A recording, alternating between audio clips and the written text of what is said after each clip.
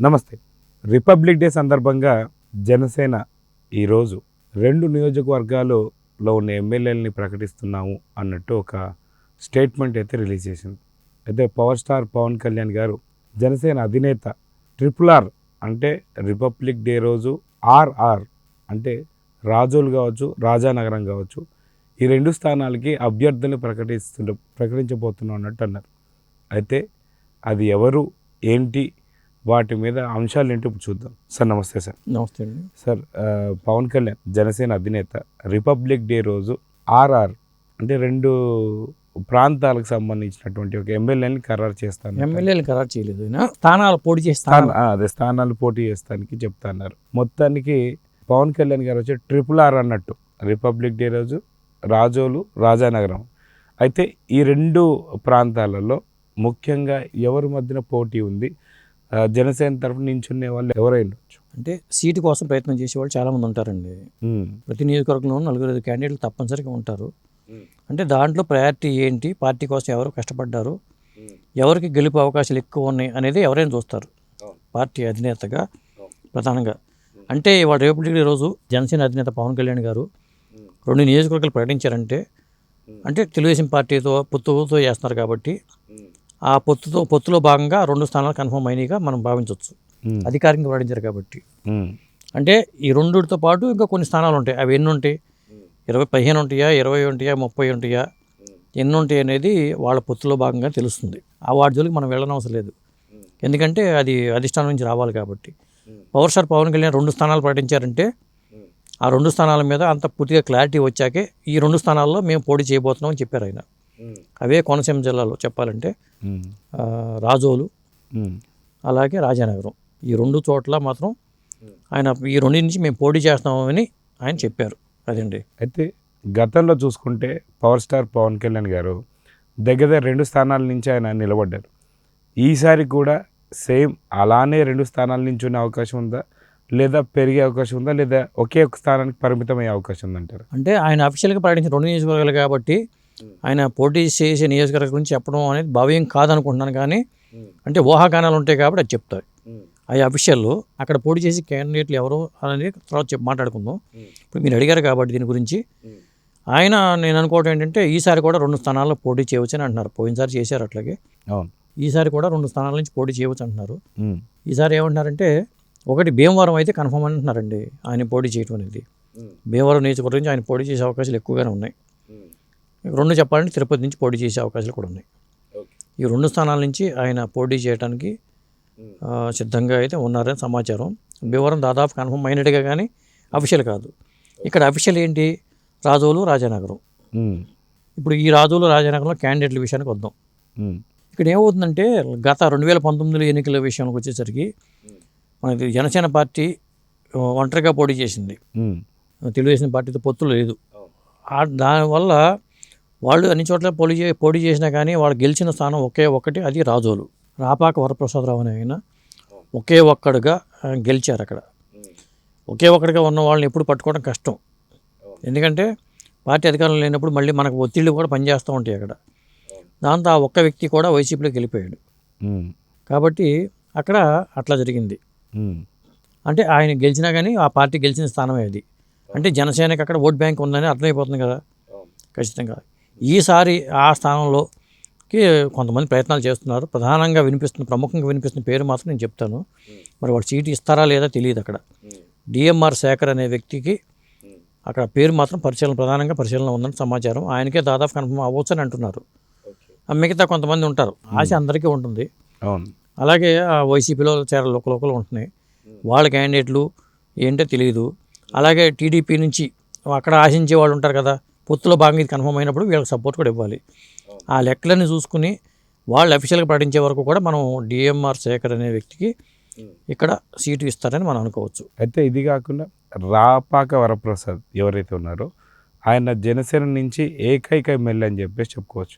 నిజంగా పవన్ కళ్యాణ్ అంటూ ఉండేవాళ్ళు అనమాట, నన్ను ఒక్కరిని అసెంబ్లీకి పంపిస్తే చాలు నేనేంటో చూపిస్తా అంటున్నటువంటి తరుణంలో రాపాక వరప్రసాద్ పోయి అక్కడి నుంచి వైసీపీలోకి జంప్ అయ్యాడు. సో ఇలాంటి ప్లేస్నే ఫస్ట్ ఎంచుకొని దీని మీద ప్రకటించబోతున్నా అంటే దీన్ని ఎలా చూడాలంటే అంతేగా. ఈసారి మనం చూపిద్దాం. ఎప్పుడైనా విశ్వాసఘాతకులకి సరైన బుద్ధి చెప్పాల్సిన అవసరం అయితే ఉందండి. అంటే పార్టీ అధినేతగా ఆయన బాధ్యత అది.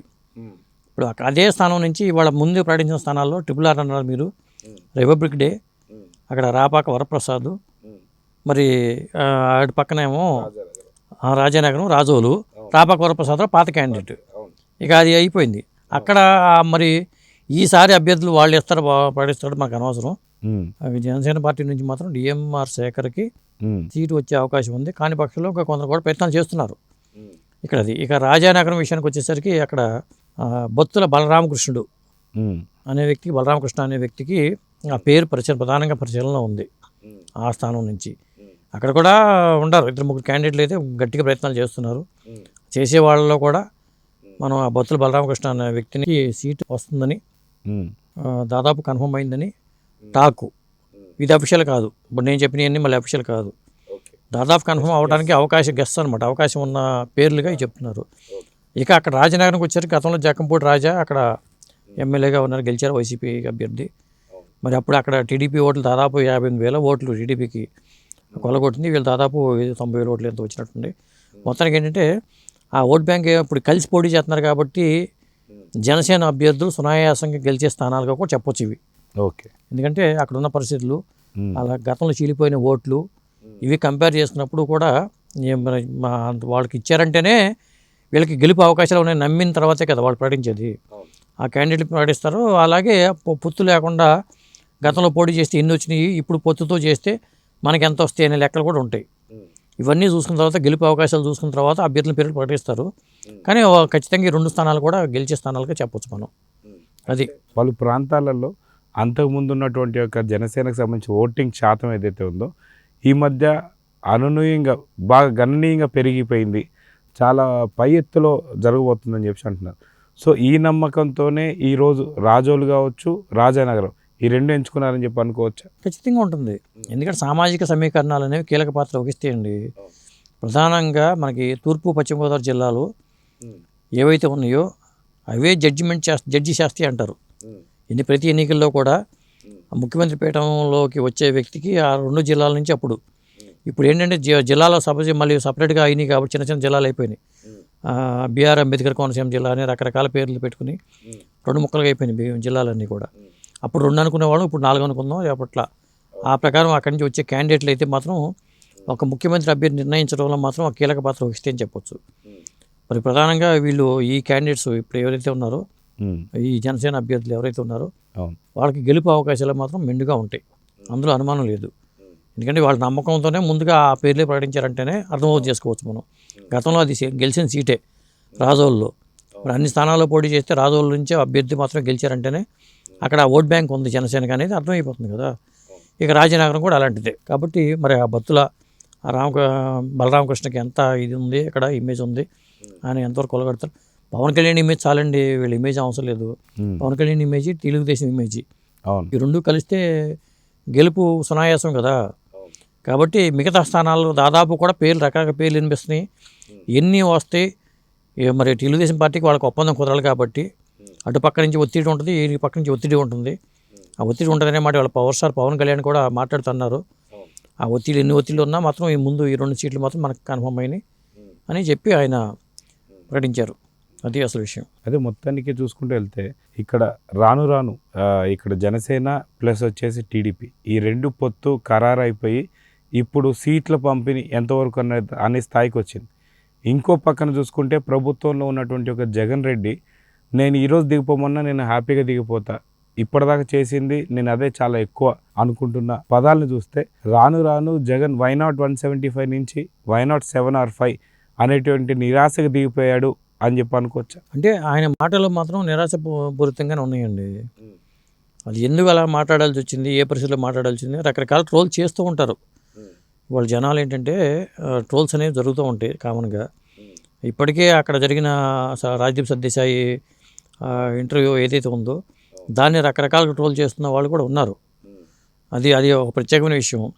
మనం ఇప్పుడు మాట్లాడుకోవాల్సింది ఏంటంటే జనసేన ఆ పార్టీ స్టామినా, తెలుగుదేశం పార్టీతో పొత్తులు, వీళ్ళకి ఎన్ని వస్తాయి వాళ్ళకి ఎన్ని వస్తాయి, వీళ్ళు పోటీ చేసే స్థానాలు ఏంటి, వాళ్ళు పోటీ చేసే స్థానాలు ఏంటి, ఇక్కడ క్యాండిడేట్లు ఎవరు, అక్కడ క్యాండిడేట్లు ఎవరు ప్రయత్నాలు చేస్తున్నారు, దీని గురించి మనం చర్చించుకుందాం. ఇవాళకి ఈ 2 నియోజకవర్గాలు బయటకు వచ్చింది. 3వ నియోజకవర్గం కూడా దాదాపు కన్ఫర్మ్ అయినట్టే, భీమవరం అనేది అవును. నాకు తెలిసి. అంటే మూడు స్థానాలు మనం వేసుకోవచ్చు. కాబట్టి ఆ ప్రకారం చూసుకుంటే 3 స్థానాలు కన్ఫర్మ్ అయినట్టు చెప్పుకోవచ్చు మనం. అదే సో చూద్దాం సార్, మొత్తానికి రాను ఎలక్షన్స్ కూడా చాలా త్వరలోనే ఉన్నాయి. ఈ లోపల మిగతా సీట్స్ కూడా ప్రకటిస్తారు కాబట్టి ముందు ప్రతి ఒక్క నియోజకవర్గంలో ఏ సీటు ఎవరికి అనే దాని మీద మళ్ళీ చర్చ కంటిన్యూ చేద్దాం.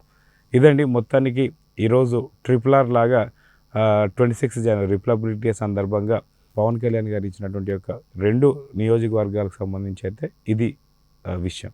Thank you.